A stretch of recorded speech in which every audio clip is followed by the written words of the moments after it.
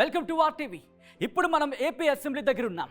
రాష్ట్రంలో ఏ చట్టం అమలు కావాలన్నా ఇక్కడి నుంచే జరుగుతుంది. అధికార ప్రతిపక్షాల రణరంగ స్థలం కూడా ఇదే. అవును, ఓవైపు చట్టాలు చేస్తూనే మరోవైపు పరస్పర విమర్శల దాడులు చేసుకుని వేదిక ఇది.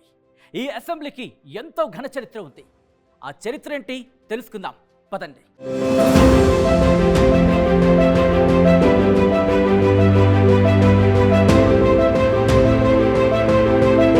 రాష్ట్ర విభజన తర్వాత ఏర్పాటైన అసెంబ్లీ హాల్ వద్ద మనం ఉన్నాం. 2016 బడ్జెట్ సెషన్ నుంచి అమరావతిలో తాత్కాలిక శాసనసభ భవనాన్ని ఏర్పాటు చేసుకున్నారు. 2019 ఆంధ్రప్రదేశ్ అసెంబ్లీ ఎన్నికల్లో వైసీపీ ప్రభంజనం సృష్టించింది. 175 నియోజకవర్గాలకు జరిగిన ఎన్నికల్లో అత్యధిక స్థానాలు గెలుచుకుంది వైసీపీ. అలాగే ఈ పీఠాన్ని కైవసం చేసుకుంది. 151 చోట్ల విజయం సాధించి ప్రభుత్వాన్ని ఏర్పాటు చేసింది.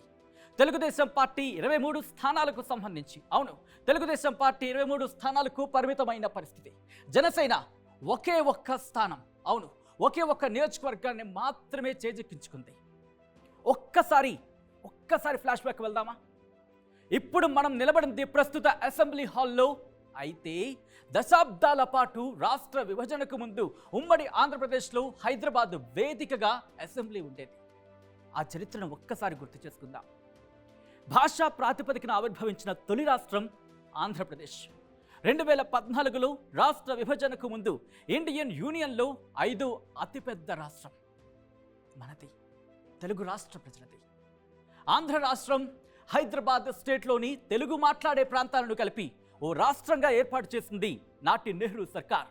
ఇలా నవంబర్ 1, 1956న ఏపీ అంటే ఆంధ్రప్రదేశ్ ఏర్పడింది. ఏపీ రాష్ట్ర ఏర్పాటు సమయంలో ఆంధ్ర రాష్ట్ర శాసనసభలో 140 మంది సభ్యులు ఉన్నారు. అటు హైదరాబాద్ స్టేట్లో 105 మంది సభ్యులున్నారు. అంటే 1956 సమయానికి ఏపీ శాసనసభ సభ్యుల సంఖ్య 245 అన్నమాట. ఇక 1958లో శాసన మండలి ఏర్పాటైంది. దీంతో అప్పటి వరకు ఉన్న ఏకసభ్య విధానం ఉభయ సభలుగా మారింది. ఆ తర్వాత నియోజకవర్గాల విభజన జరిగింది. దీని కారణంగా ఏపీ శాసనసభ సభ్యుల సంఖ్యలో మార్పులు కూడా జరిగాయి. 1956లో 245 ఉంటే 1962 వచ్చే సమయానికి 300కు పెరిగింది. ఇక 1967, 72లో 287, 1978 నుంచి 2014 వరకు 294 ఎమ్మెల్యే సీట్లు ఉన్నాయి. ఇక 2014లో ఆంధ్రప్రదేశ్ తెలంగాణ విడిపోయిన తర్వాత ఏపీ శాసనసభ సభ్యుల సంఖ్య 175కి చేరింది. భారత రాష్ట్రపతి అంటే అప్పటి భారత రాష్ట్రపతి ఏపీజే అబ్దుల్ కలాం జూలై 14, 2004న 12వ శాసనసభను ఉద్దేశించి ప్రసంగించారు. ఆంధ్రప్రదేశ్ శాసనసభ చరిత్రలో దేశపు మొదటి పౌరుడు శాసనసభను ఉద్దేశించి ప్రసంగించడం అది రెండోసారి.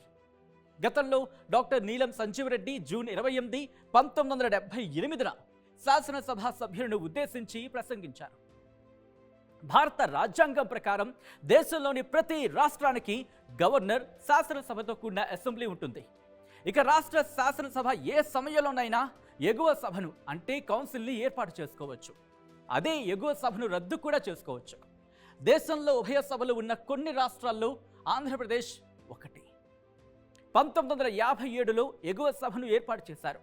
1985లో నాటి ఎన్టీఆర్ ప్రభుత్వం ఈ సభను రద్దు చేసింది. తిరిగి 2007లో నాటి వైఎస్ సర్కార్ సభను ఏర్పాటు చేసింది.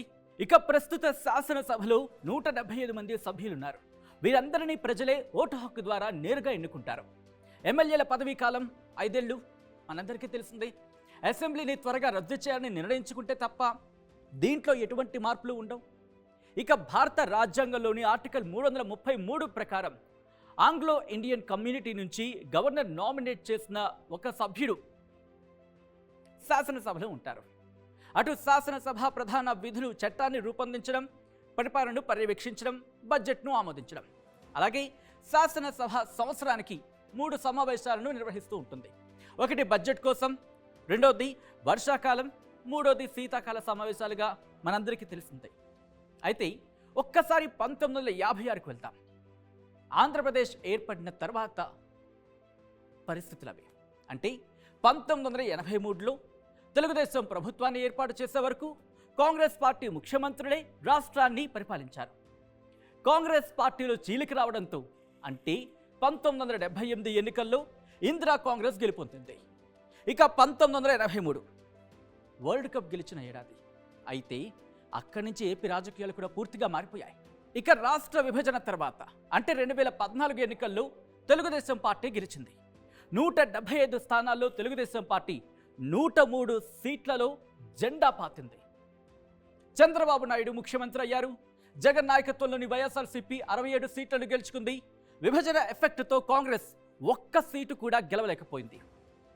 ఇటు ఎన్నికలకు ముందు సర్వేలు సర్వసాధారణమే, అది అందరికీ మనకు తెలిసిందే. వాటిని పూర్తిగా నమ్మడానికి లేదు అనేది గత కొన్ని రోజులుగా మనం చూస్తూనే ఉన్నాం. అందుకే ప్రతి సర్వే సంస్థ శాంపుల్ సర్వేలను మాత్రమే నిర్వహిస్తాయి. అంటే నియోజకవర్గానికి 100, 1000 ఇలా ముందుగా నిర్ణయించుకొని ఆ ప్రాంతాల్లో సర్వేలు చేయడం ద్వారా ఆ సంస్థలు తమ సర్వే ఫలితాలకు సంబంధించి చెప్పే ప్రయత్నం చేస్తూ ఉంటాయి. అందుకే ఎన్నికల ఫలితాలు వచ్చే వరకు ఖచ్చితంగా ఓ అంచనాకు రాకూడదు. ఇది క్లుప్తంగా చెప్పాలంటే మన ఏపీ అసెంబ్లీ చరిత్ర, దాంతోపాటు దానికి అనుసంధానంగా ఉన్న మరికొన్ని ఘటనలు కావచ్చు, దానికి సంబంధించిన విశేషాలు కావచ్చు. సో ఎలా అనిపించింది మీకు ఈ టాపిక్? దానికి సంబంధించి కింద కామెంట్ చేయండి. మరోసారి మరొక ఇంట్రెస్టింగ్ టాపిక్తో మీ ముందుంటాం. Until then keep watching and stay tuned.